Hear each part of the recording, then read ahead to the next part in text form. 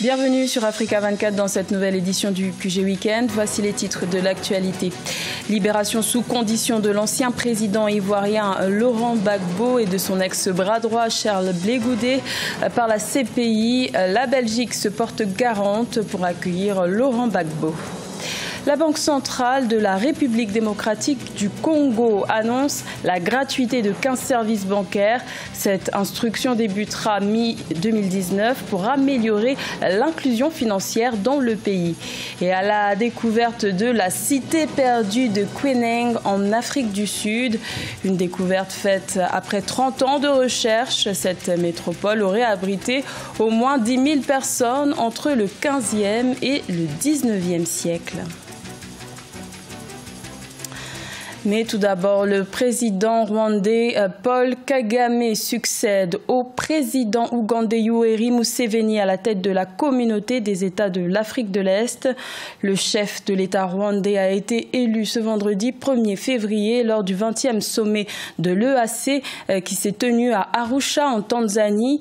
Paul Kagame accède donc à cette fonction dans un climat de tension entre le Burundi, l'Ouganda et le Rwanda. Notons que le président rwandais, Paul Kagame, président en exercice de l'Union africaine, cédera sa place prochainement à son homologue égyptien Abdel Fattah al-Sisi à la tête de l'organisation panafricaine. Laurent Gbagbo et Charles Blé Goudé enfin libres après leur acquittement de crimes contre l'humanité le 15 janvier 2019 dans le cadre des violences post-électorales de 2010. 2011 en Côte d'Ivoire, la Cour pénale internationale a décidé ce vendredi 1er février de libérer sous condition l'ancien président ivoirien et son ancien ministre de la Jeunesse. Les conditions restrictives énoncées par les juges de la Cour d'appel de la CPI émanent de la demande du procureur qui n'a pas caché ses intentions de faire appel de la décision d'acquittement. La première condition de cette libération est qu'un pays accepte d'accueillir Laurent Gbagbo et Charles Blé Goudé afin qu'ils restent à la disposition de la justice internationale. Écoutons la décision du juge président de la CPI.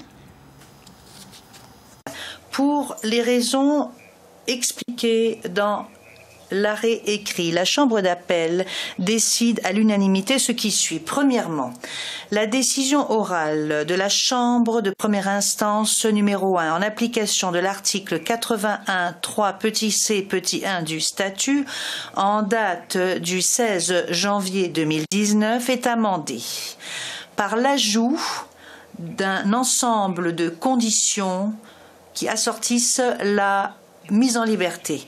Les conditions énoncées dans le texte de l'arrêt sont imposées à M. Gbagbo et à M. Blé Goudé au sujet de leur mise en liberté vers un État qui sera disposé à les accepter sur leur territoire et qui sera disposé et en mesure d'exécuter ces conditions. Deuxièmement, il est demandé au greffier de prendre des mesures auprès des États disposés à accepter sur leur territoire M. Gbagbo et ou M. Blé Goudé et à mettre en œuvre les conditions énoncées dans le texte de l'arrêt. Si le greffier venait à rencontrer des difficultés à cet égard, il lui est demandé d'en informer la Chambre d'appel sans retard. Troisièmement, le greffier peut également prendre des mesures appropriées et nécessaires provisoirement eu égard à la mise en liberté avec condition en attendant la conclusion des accords avec les États. Quatrièmement, la Chambre d'appel peut modifier les conditions de la mise en liberté à l'avenir, proprio motu ou sur requête d'une partie ou d'un participant. Cinquièmement, la Chambre d'appel ne fait pas droit à la demande présentée par le procureur suivant laquelle la Chambre d'appel devrait demander à la Chambre de première instance numéro 1 de fournir une déclaration intégrale et motivée de ses conclusions eu égard à l'acquittement de M. Blé Goudé et de M. Gbagbo aussi rapidement que faire se peut et de préférence 30 jours après que nous rendons cet arrêt. Et notons que la Belgique a accepté ce samedi 2 février d'accueillir Laurent Gbagbo. Pour l'instant, aucun pays ne s'est porté garant pour accueillir Charles Blé Goudé. Également dans l'actualité, en Mauritanie, le président Mohamed Ould Abdelaziz, au pouvoir depuis 2009, n'est pas autorisé par la Constitution à briguer un nouveau mandat. Il s'est donc choisi un dauphin. Le chef de l'État sortant a promis d'apporter son soutien à la candidature de l'actuel ministre de la Défense, Mohamed Ould Ghazouani. Pour rappel, l'élection présidentielle mauritanienne se tiendra entre les mois de juin et août 2019. La République démocratique du Congo affiche un taux de bancarisation autour de 6%, soit bien moins que la moyenne de l'Afrique subsaharienne qui est de 25%. Pour inverser cette courbe, la Banque centrale vient de publier une liste de services bancaires qui seront désormais gratuits et ce sont au total 15 services qui sont concernés. Plus de détails avec Nathalie Mau. 15 prestations bancaires seront gratuites dès le 3 juin 2019 en République démocratique du Congo. Selon les directives de la Banque centrale du Congo, la gratuité s'appliquera à la gestion des comptes, aux moyens de paiement et à la banque à distance. Une exemption de frais destinée aux clients des établissements de prêt et de microfinance en priorité. Cette mesure qui consiste à rendre gratuit un certain nombre de services offerts par les banques et les institutions financières aura un impact immédiat sur les caisses de ces institutions. Les experts estiment entre 40 et 50% de perte de revenus. La mesure annoncée en RDC intervient dans un contexte où 67% de la population préfère l'épargne informelle. La Banque centrale envisage par la gratuité des prestations encourager l'inclusion bancaire des Congolais. On sait qu'elle n'y contribuera pas du tout, parce que tout le monde sait très bien que le reste de la population à inclure sur la bancarisation n'est pas un milieu urbain. Le reste de cette population est un milieu rural. Et donc, la mesure est tout à fait asymétrique et complètement inutile. En 2014, la RDC affichait 18% de taux d'inclusion financière. Le pays attend encore la mise en œuvre de son plan national d'éducation financière, susceptible d'accroître le taux de bancarisation. Le gouvernement rwandais veut promouvoir son riz local. Pour ce faire, les autorités ont procédé à la réduction des prix du riz, une denrée alimentaire très prisée dans le pays, mais délaissée ces derniers temps au profit de produits moins onéreux tels que le manioc ou encore le maïs. Nelly Claude Bessa.